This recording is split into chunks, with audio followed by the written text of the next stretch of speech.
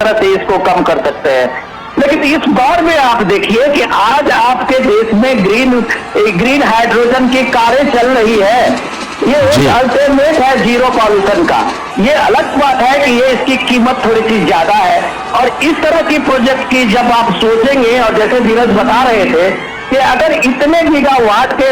जब से हाइड्रोजन का वहां पे ये 500 गीगावाट के ये ऊर्जा का वहां क्षमता बनेगा और उसके बाद उसका सप्लाई शुरू होगा, तो जाहिर सी बात है कि वो जो एक कन्वेंशनल अभी तक है पेट्रोल डीजल और इस सब के बीच में, उसके मार्केट वैल्यू से इसका कम होगा। और जब ये कम होगा तो आप सोचिए कि देश में जो एक निर्यात का बड़ा लोड है वो किस तरह से कम होगा। आप सोचिए इस तरह से कि आने वाले देश में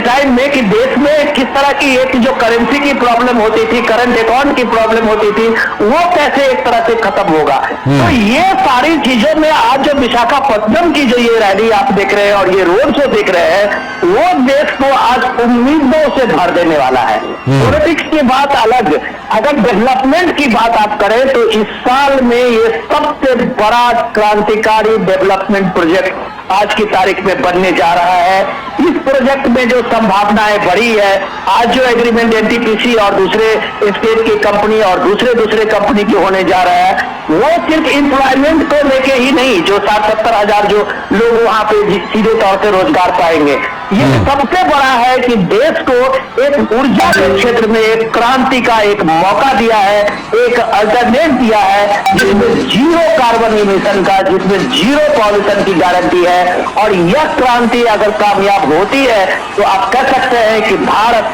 दुनिया के किसी भी देश से एक अग्रणी भूमिका पे होगी और भारत ऊर्जा के क्षेत्र में एक हब बनने वाला होगा, भारत एक्सपोर्टर होगा। और ये बात जब प्राइम मिनिस्टर कहते हैं कि हम 2040 की बात वो कहते हैं, विकसित भारत की बात कहते हैं, इकोनॉमी में सेकंड थर्ड की बात करते हैं, तो इसकी संकल्पना को पूरा करते हुए आज ये पीएम का रोड शो है कि जब वो कहते हैं कि हम 5वें नंबर से 3वें नंबर पर और दूसरे नंबर पर आएंगे, तो वो सिर्फ नारा नहीं होता है, उसमें